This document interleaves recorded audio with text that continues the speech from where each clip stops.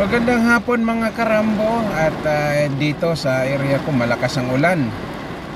At habang nagpapahinga, manonood muna ako ng social media. May panoorin ako rito. Ito nakakatakot to pag pakinggan mo talaga na siguro nagkakapubya ang mga residente dito ng Israel pag naririnig nila to, kahit yung mga abroad. Etong balita ang nakalagay rito: siren sound in Tel Aviv as Iran launches missile. ABS-CBN News to pakinggan natin. Nakakatakot eh.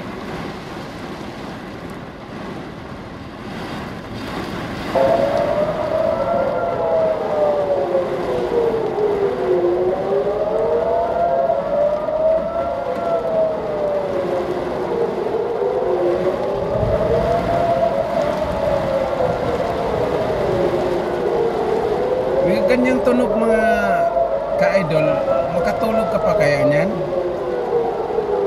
O makatulog ng mahigit? Siguro magtatagay tayo ng 4 kantos niyan,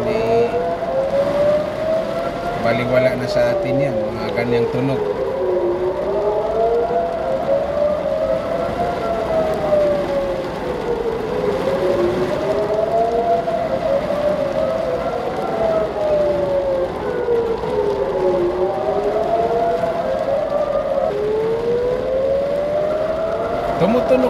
Tumutunog yan mga ka-idol kasi may parating nga yung missile.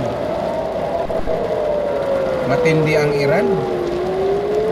Hindi pala basta ang Iran. Ang daming missile, daming ballistic. Mga ballistic lahat to mga ka-idol dahil hindi naman sila makakatawid dyan sa Israel mga sundalo. Mga ballistic missile yan lahat.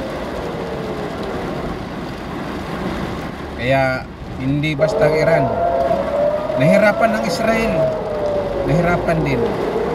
Dahil sa ballistic kasi niya, mga hypersonic. Hindi basta matatamaan ng interceptor. Kung hypersonic rin ang interceptor mo, pwede pa. Pero kung ordinaryo lang, hindi makakahabol sa sa bilis ng hypersonic na ballistic missile.